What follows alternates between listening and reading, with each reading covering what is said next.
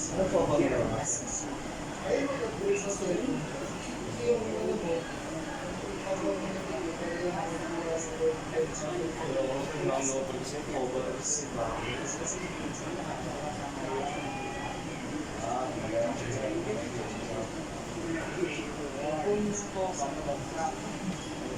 I say this, I always anticipate the universe is always trying to get your attention.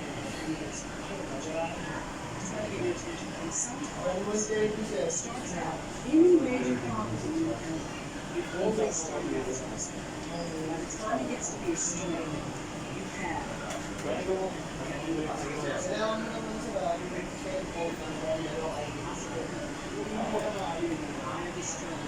long before you realize okay, really. So now, yung always sa weekend ako naman yun. Sino pa rin ba sa trabaho, sir? and getting it, Pag nandun ka naman yun, tapos ginagawa ko sa mga sir. Yun lang ako. success. Paligado ka.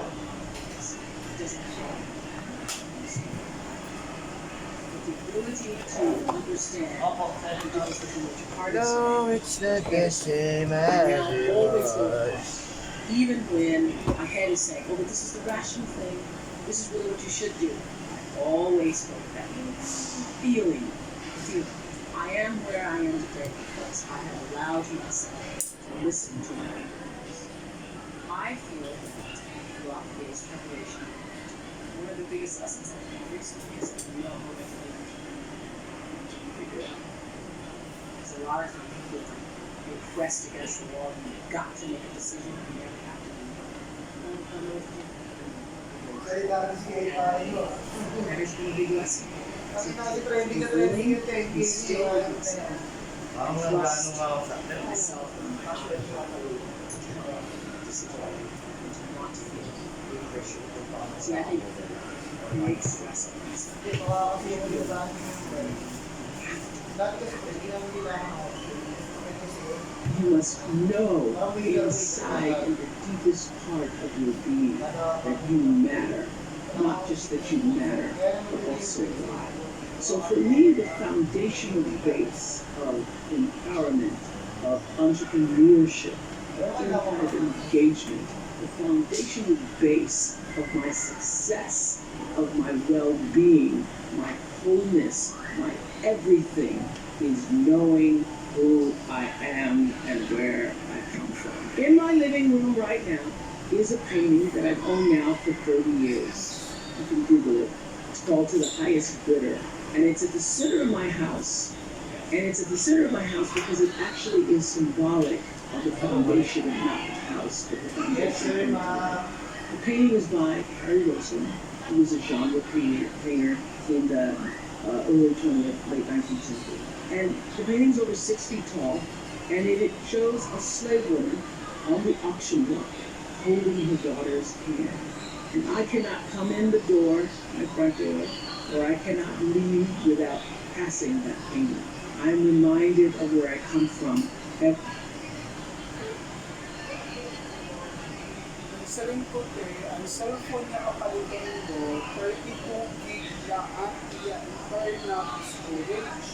Kumbaga, yan yung card, so kapitog na.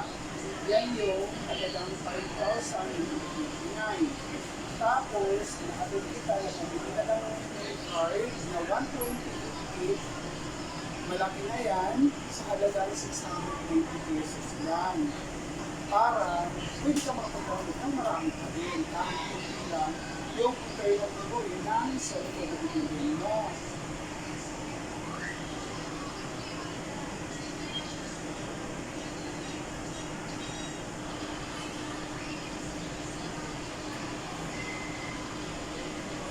Day of my life, and I am reminded because I never want to forget it. And in my library, I have a framed list of enslaved African American people in Russia who were held in bondage on various plantations, listed in the ledgers alongside the cows and the horses and the buggies and the other property. I pass this list every day, Often I stop in front of it and just speak their names out loud and their ages. Jonas, 11 years old, $500. Sarah, 41 years old, $900.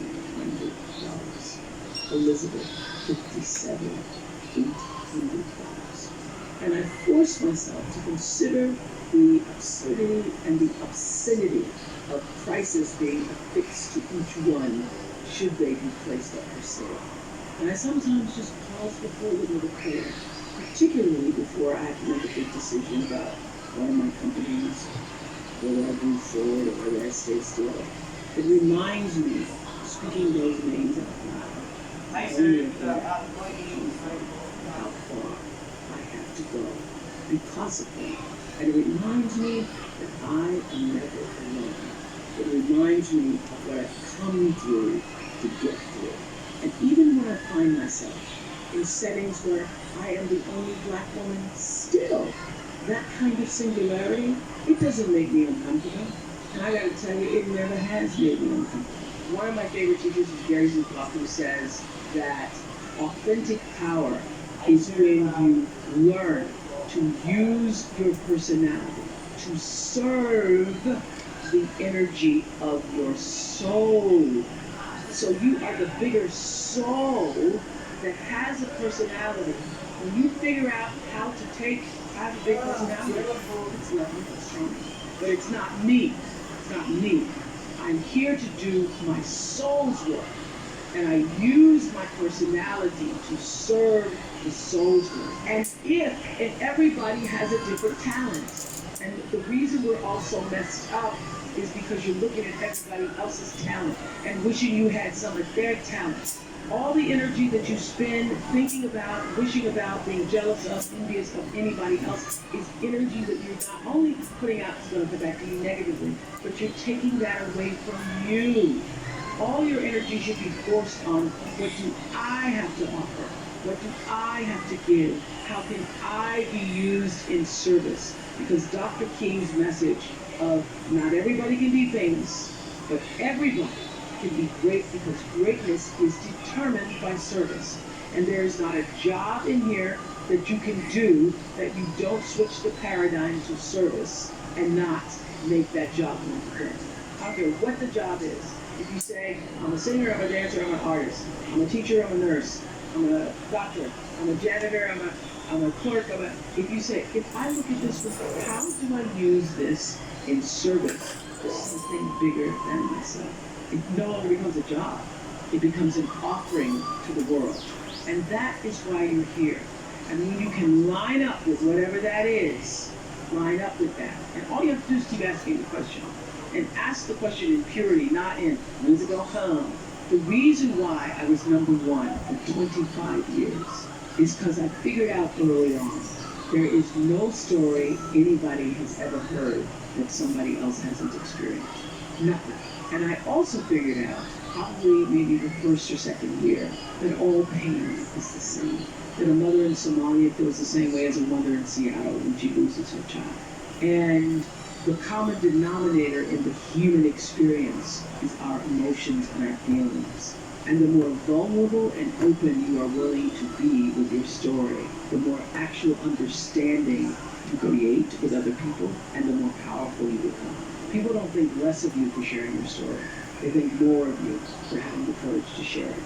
Well, what took me from maybe to a certainty was actually a show I did with the Ku Klux Klan.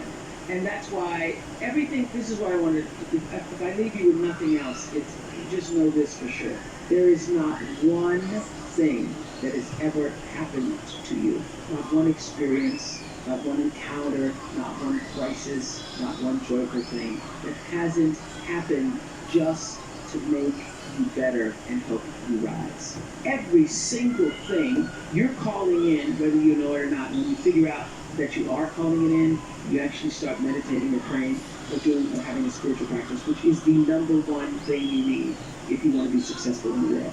You need something that gives back and nourishes you, regardless of what you call that. You need to fill your cup so that you can be so full your cup runneth over and you have enough to give to other people. If you don't fill your cup, you end up dried up. You end up tired, exhausted, and don't have enough to give to other people. You end up resentful every time somebody asks you because your cup is empty and now they want some of yours. So your number one job is to fill your cup and make yourself whole. That's your job. So it went from calling to, I was happy to just be on TV. I've been on TV since I was 19. I met my best friend Gail in Baltimore. I knew that wasn't my calling, being a television reporter. I hated it. She loves it. And I knew she loves it. I hated it. I always felt out of alignment with myself. But my father was like, "Boy, don't give up that job. You making $25,000 a year, you 25? Don't give up that job." So I had those voices, but every day I was I wouldn't say agony. I was trying to find how can I be myself, be real on the air.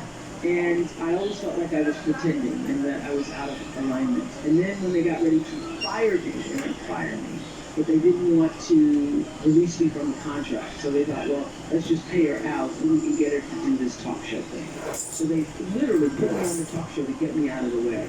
And the very first day, I sat on there interviewing the Carvel ice cream man about his multiple flavors, and Benny from All My Children. Remember, Benny used to be on All My Children. That was my two first guests. And doing Dollar for Dollars in between, I knew that I had come home to myself.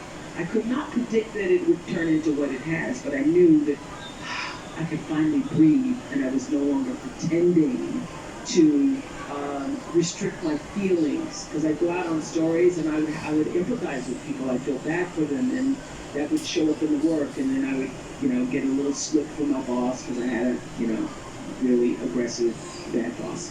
So I started to feel then, this is the job that I want, but I didn't know about calling. Holding on to what you really intended. What is the larger vision for what you're trying to do? It's what Stephen Covey is often called beginning with the end in mind. Holding the end in mind is what has gotten me through every crisis, either business or philanthropically. For years on my show, people would stop me on the street and they would say, "Oh, you changed my life, you changed my life." And when you hear that a lot, it starts to be like, "Oh, really?" So I started turning it around to people and saying, "All right, tell me how I did that." And then for the first few times, people were calling, like, "Tell me how I did that." But to know that you've been able to do something that changed, as I said, my favorite book is The Girls, and they love it. The trajectory, your life is going this way, and somebody comes along and makes an offer that can hit the core nerve, central nerve of your being, your existence, and changes the way you see yourself in the world. That's what I'm looking for.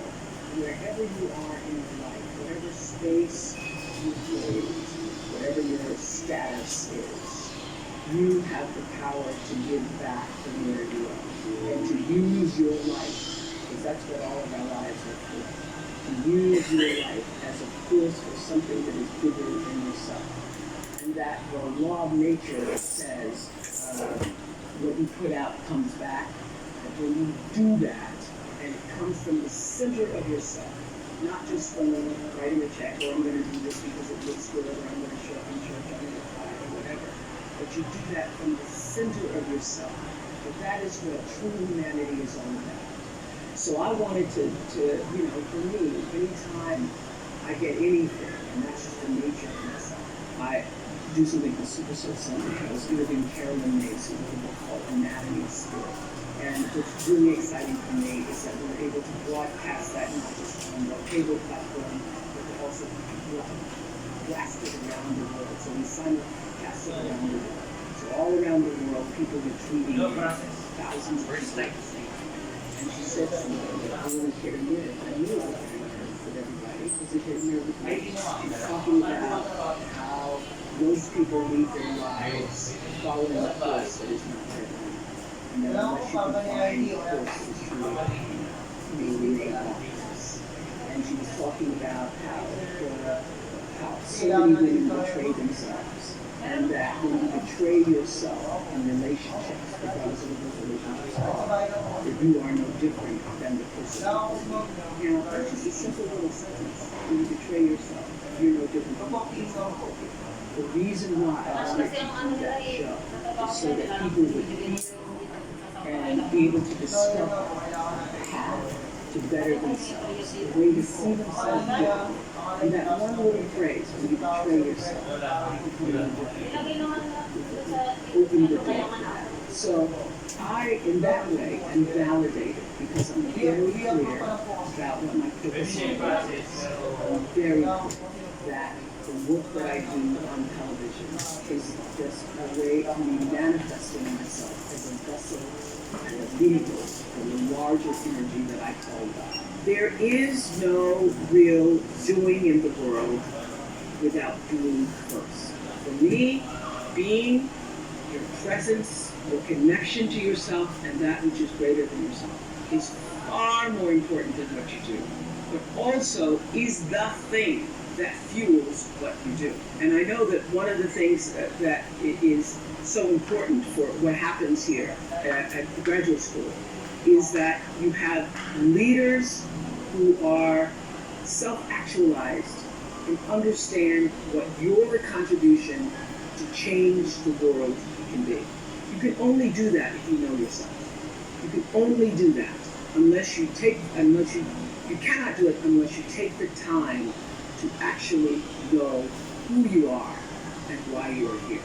Now, I happen to know for sure that every human being comes called, and that the calling goes beyond the definition of what your job is. There's an innate, supreme moment of destiny for everybody. And that's why when I was in Baltimore, I thought, this is it. And then in Chicago, after 25 years of success on the show, I started to feel, this isn't it, there's something more. Something more that's calling me to what is the supreme moment. And everybody has that. And you cannot fulfill it unless you have a level of self-awareness.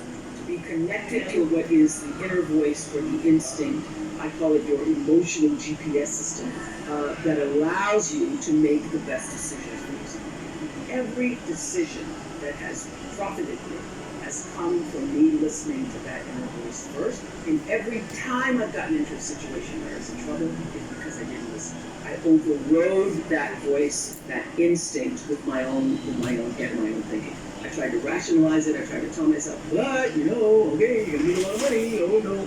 And so I sit here, profitable, successful by all the definitions of the world. But what really, really, really resonates deeply with me is that I live a fantastic life. My inner life is really intact. I live from the inside out. And so everything that I have because I let it be fueled by who I am and what I realize my contributions to the planet. And what my real contribution is, it looks like I was a talk show. It looks like, I'm in the movies. It looks like, I have a network. But my real contribution, the reason why I'm here, is to help connect people to themselves and higher ideas of consciousness. I'm here to help raise consciousness. I live by the third law of motion in physics. For every action, there's an equal and opposite reaction. That is my religion. I know that what I'm thinking and therefore what I act on is going to come back to me in a circular motion, just like gravity, like what goes up comes down. And so what also propels the action is the intention. So I don't do anything without being fully clear about why I intend to do it. Because the intention is going to determine the reaction, the result, or the consequence. In every circumstance, I don't care what it is. Everything is fuel that comes from me really wanting to be a better person on earth. And this is what I know to be true. One of the reasons why I live such a fantastic life is because I pay attention. I pay attention to my life. And your life is your greatest teacher. Every single thing that's happening to you every day, your joys, your sadnesses, your challenges, your worries, everything is happening to bring you closer to being here. everything is trying to take you home to yourself. And when you're at home with yourself, when you're solidly there, connected to whatever you call creation, even if you don't call it anything, connected to an energy force that has unlimited power for you. You can connect to that. You are your best. One of my greatest lessons came from a guy who wrote a book called Seed of the Soul. I was doing that on the show, and I started talking this consciousness, spiritual talk, 2 months after I started the show. And my producers would all be like, oh God, there she goes again. But I knew that even though masses of people were not tuning in for that the whole purpose of that platform was to try to lift people up. And now I have a network, and I can articulate what it is I'm trying to do. I'm trying to create little pieces of light into people's lives. Because what is my job? My job is not to be an interviewer. My job is not to be a talk show host, even just to own a network. I am here to raise the level of consciousness, to connect people to ideas and stories so that they can see themselves and live better lives. How do you change a person's life? I had, prior to starting my school in South Africa, I had this big idea that I was going to, emotional, that I was going to take 100 families out of the projects, bring, and I was going to give them a new life, and I was going to buy them homes and stuff. And that did not work. It failed miserably. I had a big sister program when I started, failed miserably. So I realized that for me, first of all, I realized you don't change, as you all are recognizing through the SEED program, first have to change the way a person thinks and sees themselves. So you've got to create a sense of aspiration, a sense of hopefulness, so a person can begin to even have a vision for a better life. And if you can't connect to that, then you lose. You lose and they lose. And it's just money after money after money. So for me, it's using my philanthropy to do what I have found to be enormously helpful. The light in my life is education. So for me, in the beginning when I started to make money, especially when it's published, everybody and their brother, and then you've got to make a decision. Am I going to do what everybody else wants me to do? Or am I going to be led by authority? And I learned, as will happen to anybody who's successful in your family, people start treating you like the First National Bank. And you've got to decide. You've got to draw the boundaries for yourself and decide how are you going to use your money, your talent, your time in such a way that it's going to serve you first, because if it doesn't allow you to be filled up, then you get depleted. So my decisions are now emotional and logical, meaning I choose education, but I do it in such a way that's actually going to benefit the person that I'm serving, and it's not just, I want to help people. When people show you who they are, believe them the first time. Live your life from a point of view of truth, and you will survive everything. Everything. I believe even death. You will survive everything if you can live your life from a point of view of truth. That took me a while to get, pretending to be something I wasn't, wanting to be somebody I couldn't, but understanding deep inside myself when I was willing to listen that my own truth, and only my own truth, could set me free. Turn your wounds into wisdom. You will be wounded many times in your life. You'll make mistakes. Some people will call them failures. But I have learned that failure is really God's way of saying, excuse me, you're moving in the wrong direction. I remember being taken off the air in Baltimore, being told that I was no longer being fit for television and that I could not anchor the news because I used to go out on the stories. And my own truth was, even though I'm not a weeper, I would cry for the people in the stories, and which really wasn't very effective as a news reporter to be covering a fire. And it wasn't until I was demoted as a on-air anchor woman and thrown into the talk show arena to get rid of me that I allowed my own truth to come through. And the first day I was on the air doing my first talk show back in 1978, it felt like breathing, which is what your true passion should feel. It should be so natural to you. And so I took what had been a mistake, what had it perceived as a failure with my career as an anchor woman in the news business and turned it into a talk show career that's done okay for me. Be grateful. I have kept a journal since I was 15 years old, and if you look back on my journal when I was 15, 16, it's all filled with, boy trouble, man trouble, my daddy wouldn't let me go to show me, things like that. As I've grown older, I've learned to appreciate living in the moment, and I ask that you do too. I'd ask all of my viewers in America and across the world to do this one thing. Keep a grateful journal. Every night, list 5 things that happened this day, in days to come, that you are grateful for. What it will begin to do is to change your perspective of your day and your life. I believe that if you can learn to focus on what you have, you will always see that the universe is abundant and you will have more. If you concentrate and focus in your life on what you don't have, you will never have enough. Be grateful.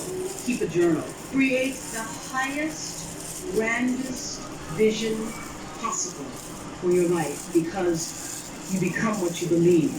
When I was a little girl, Mississippi, growing up on the farm, only buckwheat as a role model, watching my grandmother boil clothes in a big iron pot through the screen door because we didn't have a washing machine and made everything we had.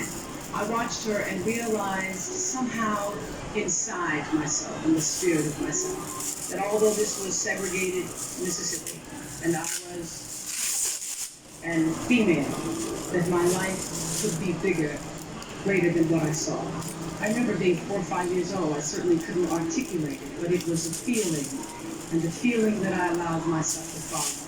I allowed myself to follow because if you were to ask me what is the secret to my success, it is because I understand that there is a power than myself. If you can be still long enough in all of your endeavors, the good times, the hard times, to connect yourself to the source. I call it God. You can call it whatever you want, to the force, nature, Allah, the power. If you can connect yourself to the source and allow the energy that is your personality, your life force, to be connected to the greater force, anything is possible for you. I am proof of that. I think that my life, the fact that I was born where I was born, and the time that I was, and have been able to do what I've done, speaks to the possibility. Not that I am special, but that it could be done. Hold the highest, grandest vision for yourself. I'm not afraid, because I know that all of us have a limited time here. But the real question is, who are you and what do you want to do with it? And how are you going to use who you are? My favorite line from Seal the Soul is, when the personality comes to serve the energy of your soul, that is authentic and powerful. You align your personality with what your soul came to do, and everybody has it. Align your personality with your purpose, and nobody can touch it. You wake up every day, and you fire up. You just feel like, oh my God, another day! It's so great! Because everybody has a purpose. So your whole thing is to figure out what that is. Your real job is to figure out why you're really here. And get about it. That's it. So how do you continue to prepare yourself to live out the highest, fullest, truest expression of yourself? I just want to end with this. There are no mistakes. There really are none. Because you have a supreme destiny. When you're in your little mind, in your little personality mind, where you're not centered, where you really don't know who you are, but you come from something greater and bigger, and we really all are the same. When you don't know that, you get all flustered. You get stressed all the time, wanting something to be what it isn't. There's a supreme moment of destiny calling on your life. Your job is to feel that, to hear that, to know that. And sometimes when you're not listening, you get taken off track. You get in the wrong marriage, the wrong relationship, you take the wrong job. Yeah, but it's all leading to the same path. There are no wrong paths. There are none. There's no such thing as failure, really. Because failure is just that thing trying to move you in another direction. So you get as much from your losses as you do from your victories. Because the losses are there to wake you up, to So when you understand that, you don't allow yourself to be completely thrown by a grade or by a circumstance, because your life is bigger than any one experience. And if I always ask people on Super Soul Sunday to tell me, what would you say to your younger self? Every person says in one form or another, I would have said, relax and relax. It's going to be okay. It really is going to be okay. Because even if you're on a detour right now, and that's how you know, when you're not at ease with yourself, when you're feeling like, that is the cue that you need to be moving in another direction. Don't let yourself get all thrown off, continue to be thrown off course. When you're feeling off course, that's the key. How do I turn around? So when everybody was talking about, when I started this network, if I had only known, good Lord, how difficult it would be. The way through the challenge is to get still and ask yourself, what is the next right move? Not think about, oh, I got all of this. What is the next right move? And then from that space, make the next right move, and the next right move. And not to be overwhelmed by it, because you know your life is bigger than that. You know you're not defined by what somebody says is a failure for you, because failure is just there to keep you.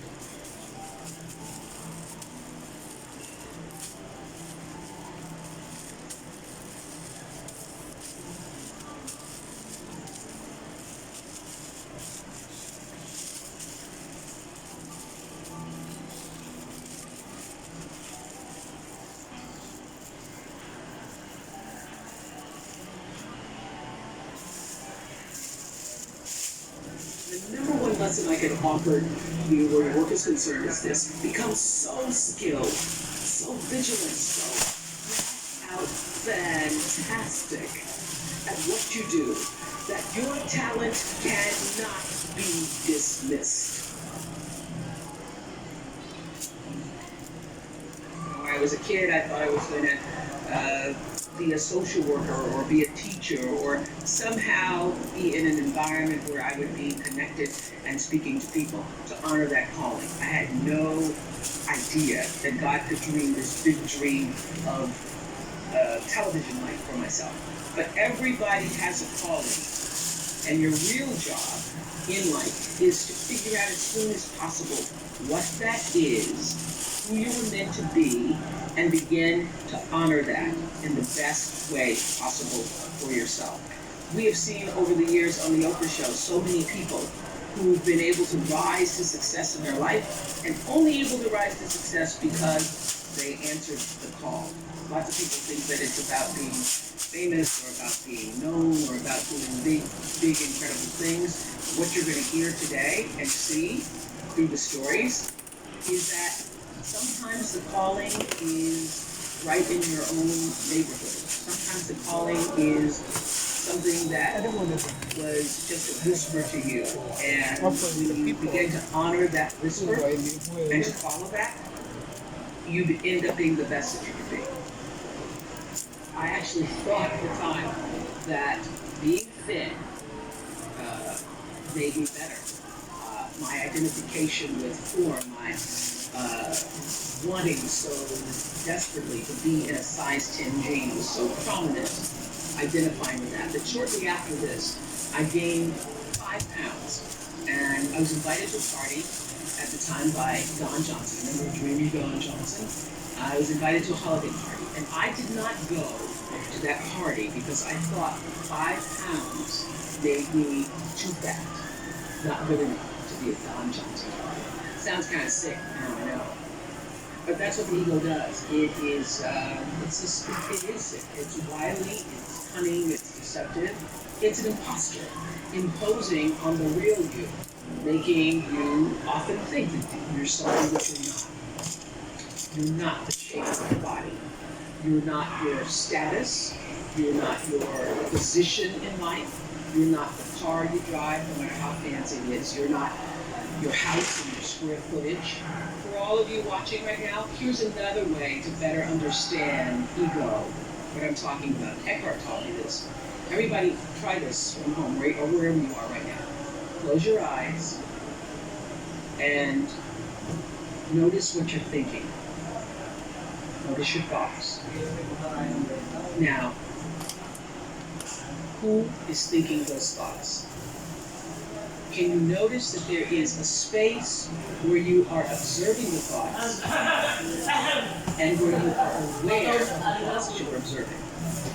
Eckhart says, you are that awareness, disguised as a person. And when I got that, I understood the difference between my true self and my evil self.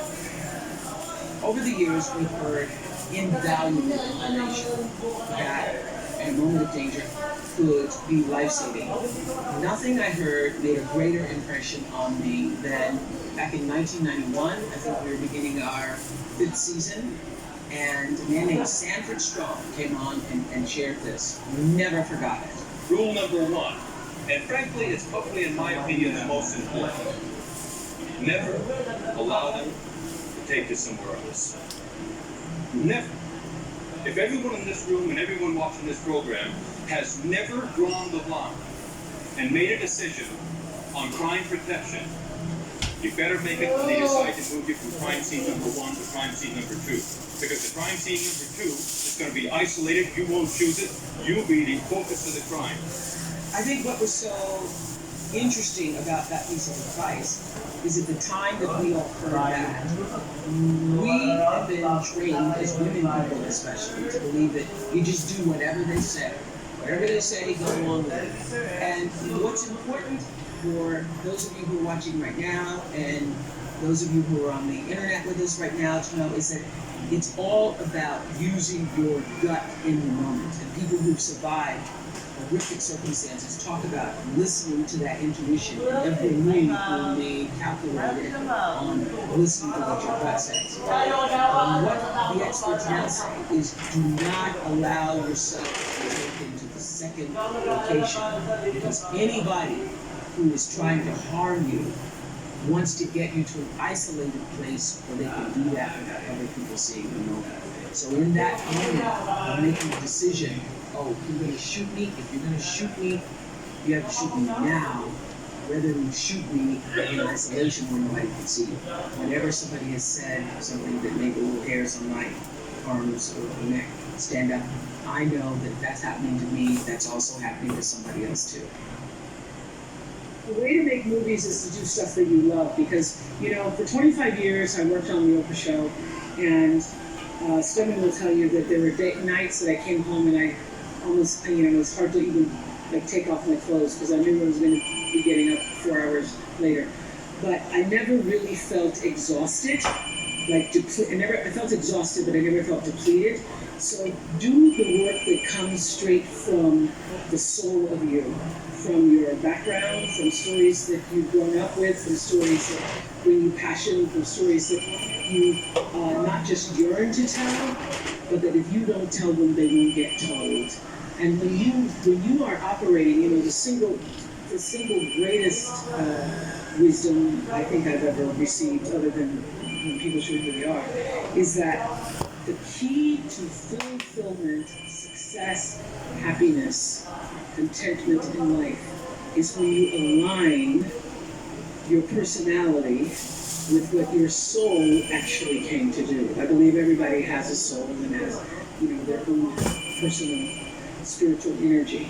So when you can use your personality to serve whatever that thing is, you can't help but be successful. So if you do films that come from the interior of your soul, you do work, you do art that comes from the interior of you, you cannot miss.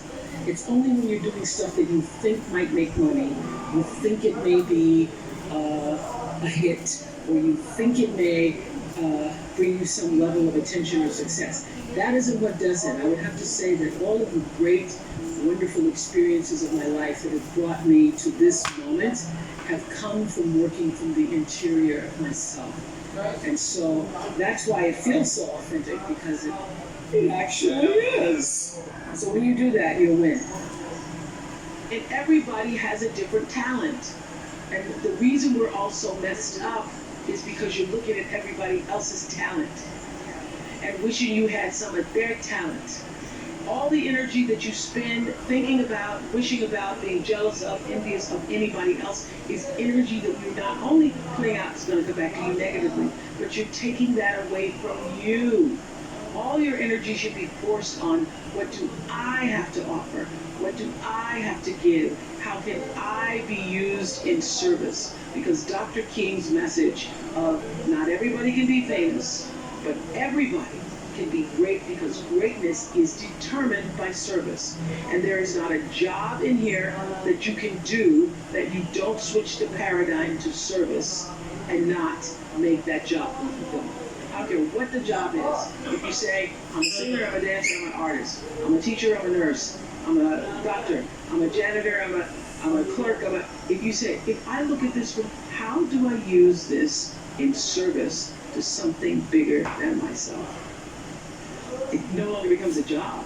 It becomes an offering to the world.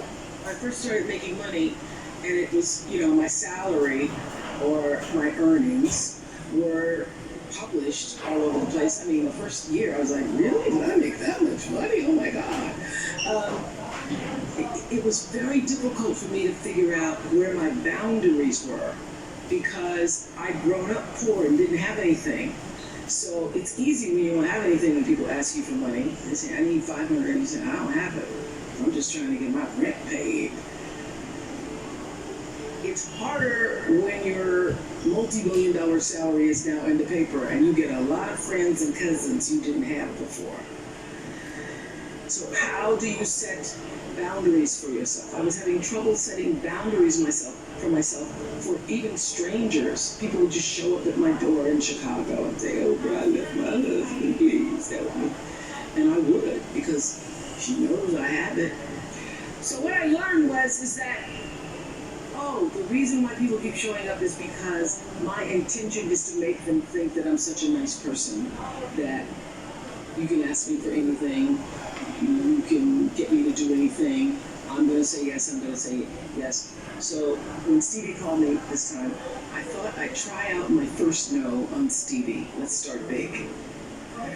He wanted me to donate some money to a charity, and I didn't want to donate to the charity because I have my own charities, and I care about a lot of people, but the problem is when you have money, everybody thinks you just want to give to everything. So every letter I ever get starts with, we know you love the children. Yes, I do love the children, but somebody else is going to have to help the children. So I said to Stevie, no. And as a person who has that disease to please, I was waiting for him then to say, I will never speak to you again. I will never call you. I will never sing a song for you. And he didn't. He just said, okay. Okay? Okay, it's okay? He said, okay, check you later. And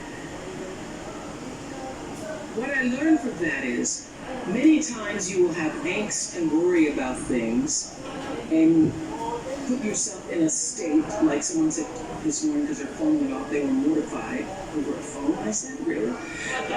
You will put yourself in a state when the other person really isn't even thinking about you. So learning that I could specifically determine for myself what the boundaries were for me. What I wanted to do, give my money, give my time, give my service to who I wanted to give it to when I did, that I get to make that decision. And just because you get 100 requests a week doesn't mean you have to try to fulfill all of that. Just because you have all of these demands on your time and on you doesn't mean that you have to say yes. You get to decide because you're the master of your fate. The captain of your soul, as William Ernest Henley said in Invictus. And understanding that really changed the meaning of my life in that I was no longer driven by what other people wanted me to do, but took charge of my own destiny, making choices based upon what do I feel is the next right move for me. There is one woman out of all the celebrities, out of all of the famous, non-famous, infamous people. One woman who was she? Her name is Tarai Trent. Listen to the story. I'm going to try to shorten it for you. Okay. Tarai Trent, born and raised in a village in Zimbabwe. 11 years old, she's doing her brother's homework. She wants to go to school. Her father says, no, you're dead. You have to educate the boy. That's right. That's right. The boy has to go to school. He can't go to school. So she starts doing her brother's homework. She does her brother's homework. He goes to school. He gets all A's on his homework. Then he doesn't know the answers to the question. The teacher comes to the village to say, what is going on here? This boy doesn't know the answers, but his homework's perfect. She finds out that Karen, his younger sister, is doing something. She begs the father to let her go to school. The father says no. Finally, he marries the father. She marries at 11 and a half years old. She gets married.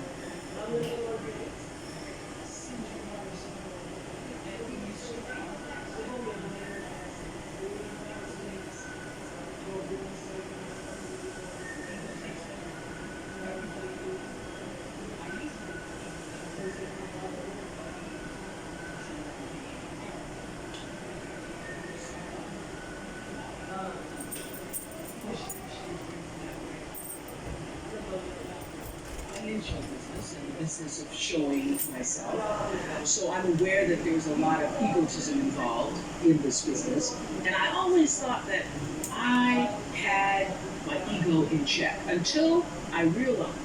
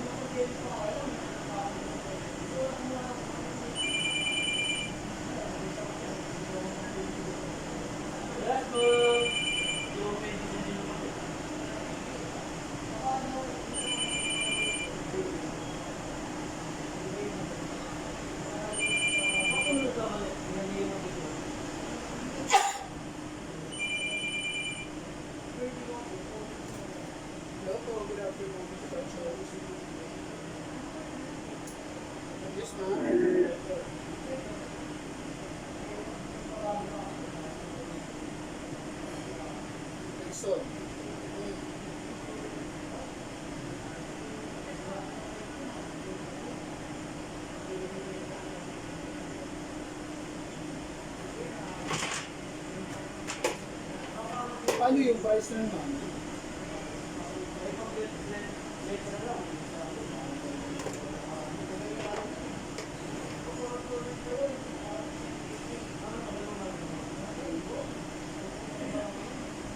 Tapos, paano yung streamers?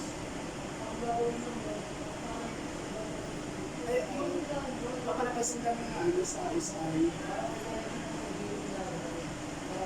Ay, di ba ba?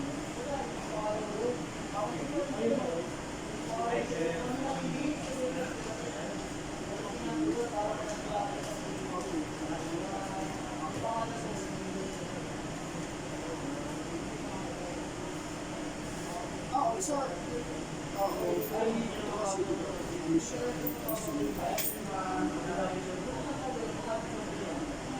okay lang na ano yung siya yung sa system.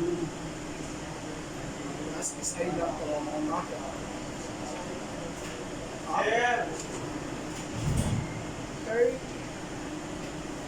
June 13.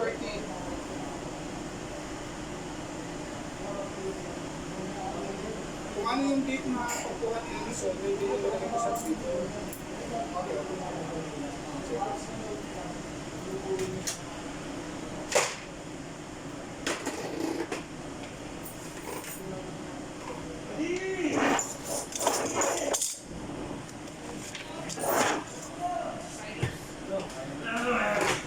Ay, nako. Dito ay. Ba't maaga ka? Saan nagpalit ka na ng photo?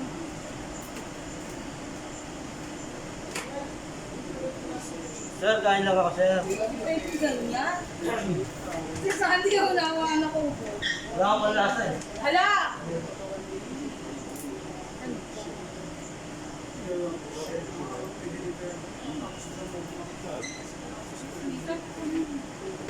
Anong pinagagawa niya ako? Hindi pwede hindi yan. Kalimutan ko na yung pangalan mo. Jessica?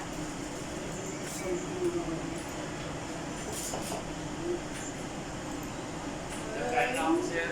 Ano po? Kain na ako. Okay, go. That's it, sir. Dates of 9. Ano pinagagawa? Yan? Bakit? May isip ako kung paano ba kaya ako. Ano nga yun? Kapag may promo, isipin mo na. Pang email mo pa. Best nakalagay.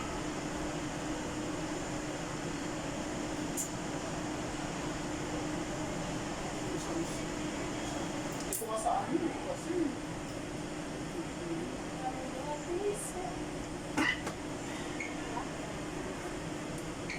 Ay, hindi yun, sir. Yes. Bigyan na natin yung boost natin yan. Sige. Pag hindi ko na nauulit, ang gagawin ko sa'yo.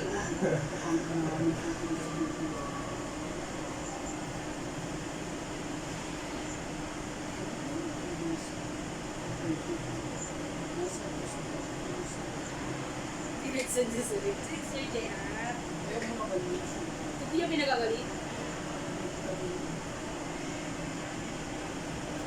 Ang kayo yan. Namatay ko? Yes. Wala na oras na ano pa pa kami na Amy. Alas 10 na pala. Eh kasi sir, anong gagawin ko? Wala naman akong gagawin. Nagawa ko ng report. Pulis-pulis ako ng dere lang. Wala nang tao. Ito is na. First talaga is 9:40. for 90.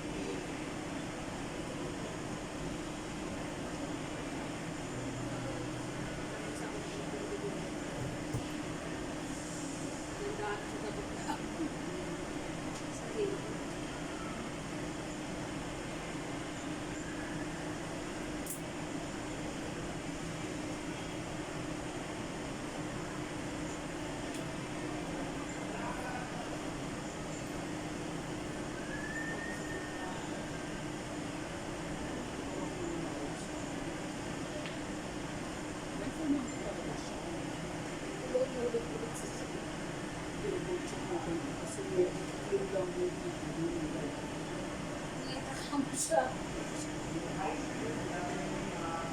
May pa-chicken na.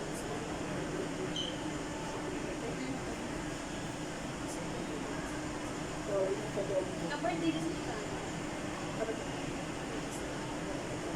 Lagi kasi ako wala pa napapakalit sila. Kasi ako kasi na chicken ang papakalit. Charis!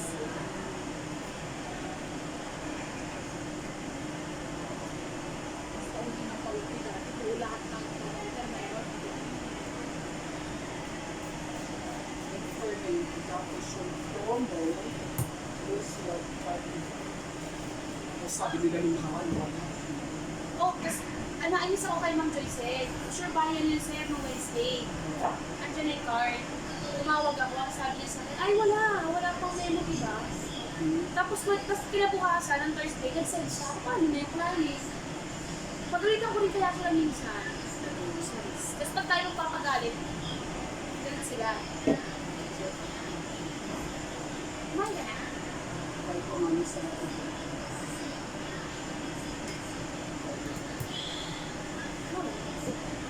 sa Marahan. Hindi ko na din na ulam ko kasi ang ulam ko is corned beef. Ginisa lang nilibig. Sabi ko, hindi naman na mababahuan ng salsa. Kasi di ba may amoy nga yung corned beef. Hindi naman yung mait yung ginawa na. Hindi kinahin ko ng pag-alsa.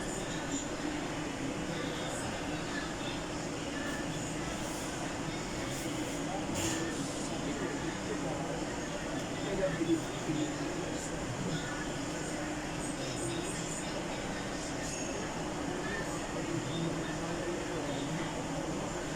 Tapos naman.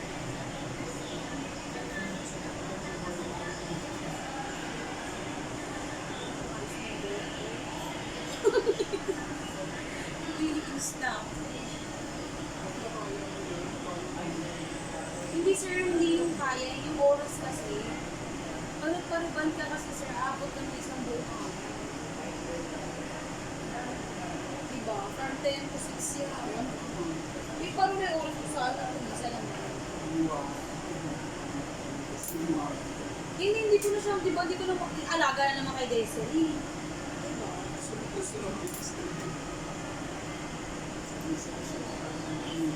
Kaya nga, ano ko din. Ang gabi pwede. Kaso pa ko pwede.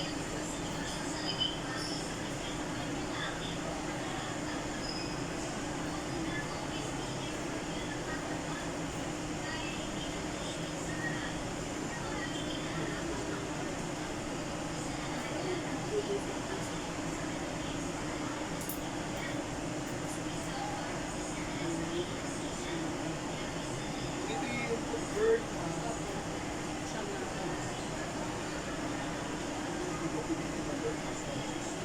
Ito na pa sa first. Paplano ka. Bird kasi sa first. And no matter what they say,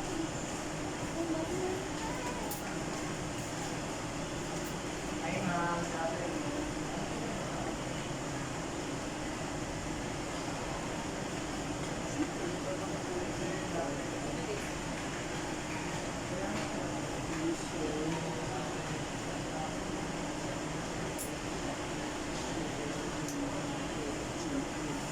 okay, di sila gumawa. Oo nga.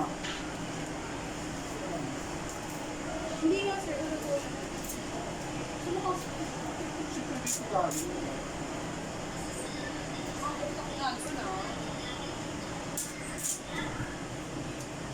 Magaling na yung ay, pizza. Ito yung section. Hala! Alam mo yun.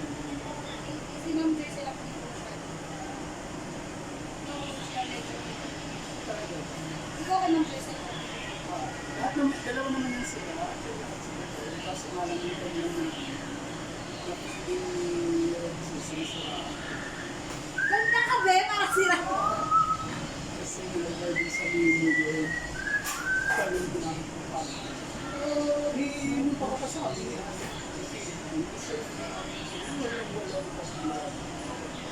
Ganda ka be. Meron ka ba si Ma'am Joy? Ay, sir, ma'am.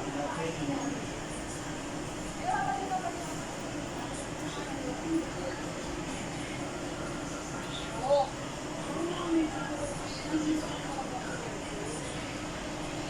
Parang hindi na siya pang ang tao. Ang walis na siya. Sir, natin po. Nagpagupit ka ba? Ano naman? Umabit ka? Yung nung...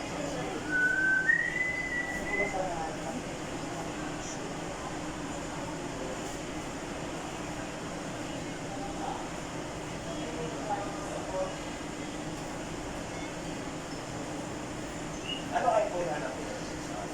12. 12? Nasa... Ay, 12 ba? 11 lang tayo, Ben. 11 po. 48 po. 48 po. Ay,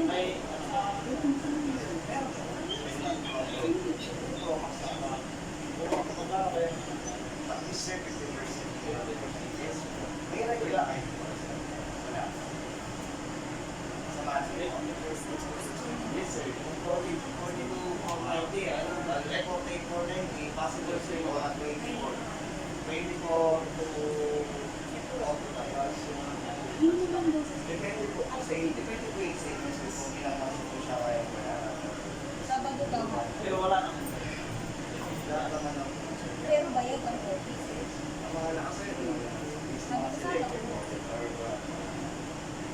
Wala,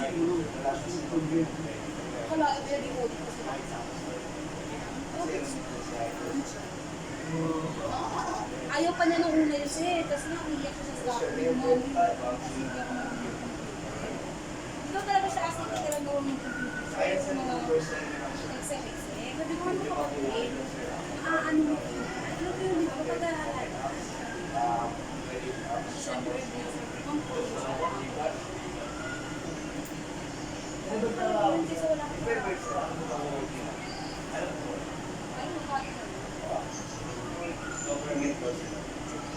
hindi pag hindi totoo lang sir kasi kung hindi pang hinahasa lang Ano ka, pwede na. Yung balik ay Kahit sa subject or ako na sakali. Gusto mo ito. Depende sir. pero niyak talaga siya. 6.9 sir. Saka hindi nakabutang nun yun sir. Ay, sinano kami ng promoter sir. Kasi nga daw, nung makaalis sa jail na dito, hindi naman sa jail kasi siya nakapayod ng hindi. Sabi nga niya daw, nagtry ko na gawin yun, nakasunod daw. May parang dito, susunod ka lang yung ano, kulo, gano'n. Sabi niya, si Jennifer, Ako, si Genesis niya, utang sa pagkakas sa Genesis. Sa pagkakautang yung nililito. Utang, pinakakalo ka kasi sa bakya. Wala ka, medyo pwede-pwede mo. Kapapang mo na. Hindi. Siya na yung hirapan niya. Ang ka.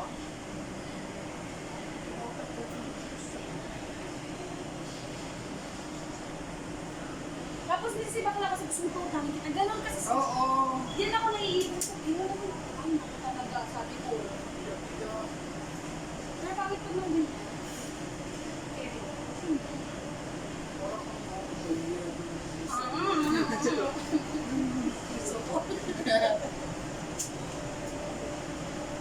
Hindi kasi sabi ko, gano'n yung si Jenny sir. Kaya naman ko sa si Jenny kasi sasak tayo hindi kami gusto.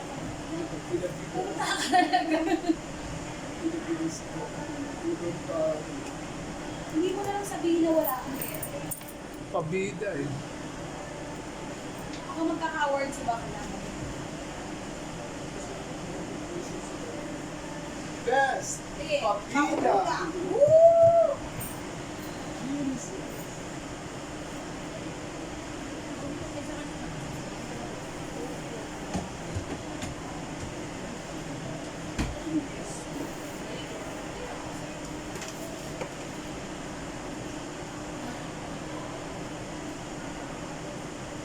Maraming bigay.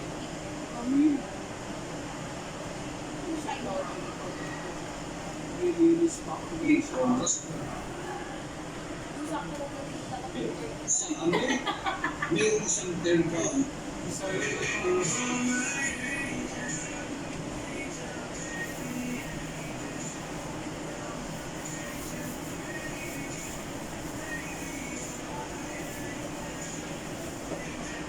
Huwag na yung hair ko sis.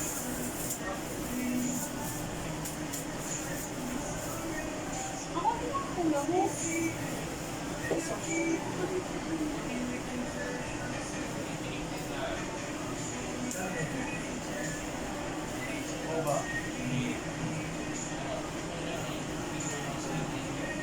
Ay, maliit na ano, hindi gamit ko.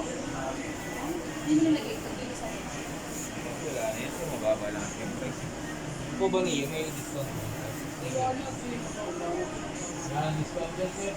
Mababa natin yan, sir. 3,000. Ha? 3,000. Kung tatlo daw, sir. Ano ilang big ka? 60 grams of tubig.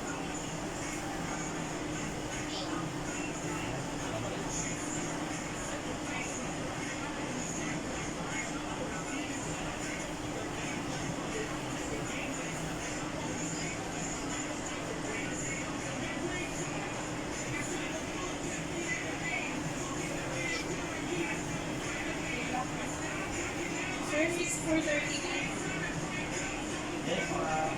Kaya mo bigay ng 20,000? 500? Mababa na. Yang ka lang makakita ng 60 grams. Ito pa mababa mo. Ito, magkano Ay, papagawa niya.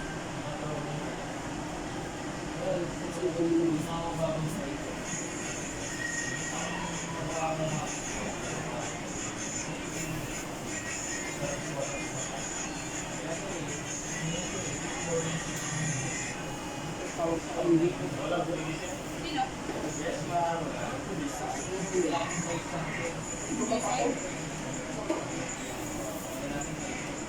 Alam naman nila na ako pinili ko. Officer ko. Ang gusto ko naman pag nag-ano si Sir Joseph kasi may kagisuyo, may ganon. Kasi mga wala.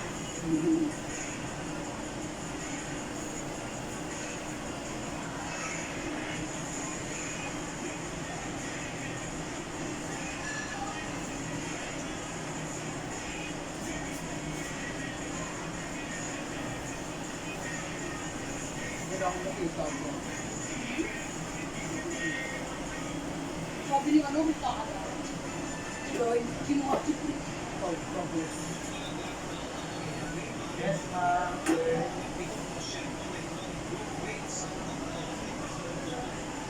Nakablock lang.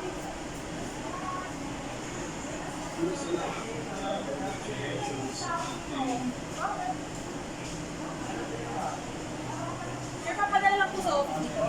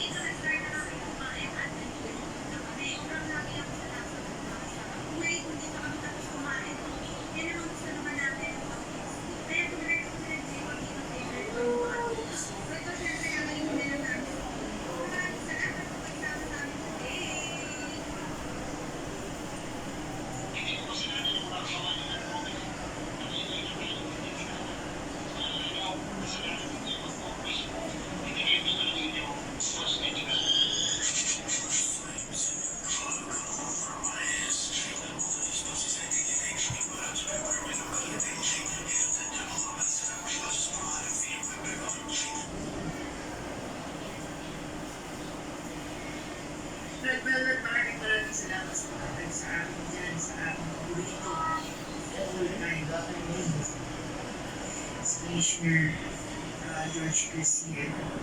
I'm not sure kung nakabalik na siya sa mga nila, na one of the best commissioner na nagkaroon ng pamilit kung makabalik na siya sa pamilit ng bagong maging commissioner siya or better yet maging chairman. Let's pray for that. Gusto maging chairman yan si Dean George. Kung meron tayong PRR sa national, si Dean George po ang nasa law school. Swerte po ang magiging pag siya po ay naging sa law school.